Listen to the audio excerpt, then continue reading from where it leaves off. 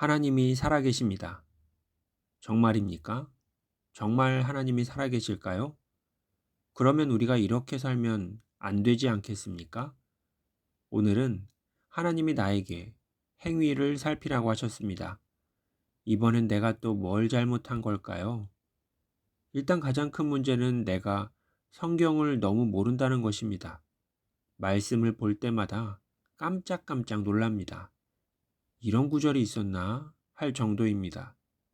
매일매일이 새롭습니다.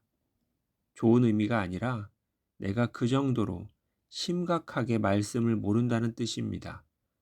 하나님의 말씀을 모르는데 어떻게 하나님의 말씀을 따라 살 수가 있을까요? 불가능한 일입니다. 나는 내 행위를 살피기 전에 먼저 하나님의 말씀부터 살펴야 되는 사람입니다. 정말 어디서부터 어떻게 시작해야 할지 몰라서 이렇게 바닷물을 작은 컵 하나로 한 컵, 한 컵 퍼내고 있을 뿐입니다. 하지만 하나님은 오늘 내 행위를 살펴보라고 하십니다. 언뜻 보면 아주 쉬워 보이는 이 말씀은 그냥 한 구절만 떼어놓고 읽으면 완전히 오해하기 쉽습니다. 왜냐하면 이 말씀은 바로 성전 건축을 다시 시작하라는 말씀이기 때문입니다. 하나님께서 바벨론에 포로로 잡혀갔던 이스라엘 백성들을 고국 땅으로 돌아오게 하셨습니다. 애초에 바벨론에 포로로 잡혀갔던 이유 자체가 하나님을 온전히 바르게 섬기지 않았기 때문입니다. 그래서 하나님은 바사왕 고레스를 통해서 성전 건축을 하러 갈 그의 백성들은 다 올라가라 말씀하셨습니다. 처음부터 성전 건축을 하러 갈 백성들을 돌아오게 하셨던 것입니다.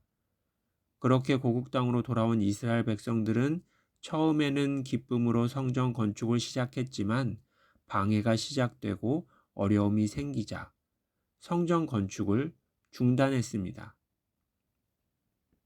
아니, 중단했다뇨? 말은 똑바로 해야죠. 이스라엘 백성 입장에서는 아주 억울할 수도 있습니다.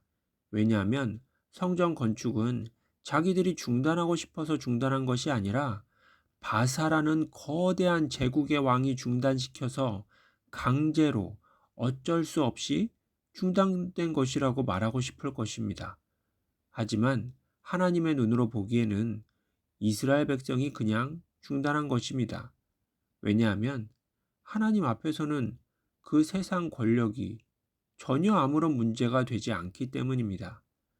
이스라엘 백성들은 이렇게 성전 건축을 중단한 채로 14년이라는 세월을 보냈습니다. 그들에게는 정말로 어쩔 수 없었던 일이었는지도 모릅니다. 하지 않은 것이 아니라 정말 하고 싶어도 할 수가 없는 상황이었다고 생각했을 수도 있습니다. 하지만 하나님께서는 그게 아니라고 하십니다. 할 수 있느냐 없느냐를 물으시는 것이 아니라 오늘 지금 그렇게 살고 있는 너희가 옳으냐? 라고 물으셨던 것입니다. 다시 나의 삶을 돌아보았습니다.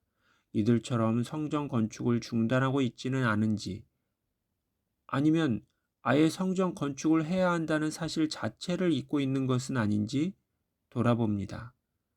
성전, 그러니까 하나님과 나의 관계는 지금 바르게 세워져 있을까요? 하나님은 나의 왕이시고 나는 그의 모든 법과 말씀과 통치를 따르는 충성스러운 백성이 정말 맞나요? 아니면 나는 여전히 다른 것은 몰라도 이것만은 절대 안 된다며 하나님 소유의 영토를 무단으로 점거하고 겁도 없이 하나님께 대적하고 있는 하나님의 원수인가요? 우리가 다른 어떤 종교 행위를 아무리 정성껏 열심히 한다 해도 하나님께서는 똑같은 말씀을 하실 것입니다. 너희는 너희의 행위를 살필지니라. 너희는 산에 올라가서 나무를 가져다가 성전을 건축하라. 그리하면 내가 그것으로 말미암아 기뻐하고 또 영광을 얻으리라. 하나님과의 관계가 바로 세워지지 않으면 하나님의 기쁨도 우리의 구원도 없습니다. 하나님의 나라와 하나님의 뜻이 우리 모두에게 온전히 이루어지기를 소망하며 기도합니다. 할렐루야.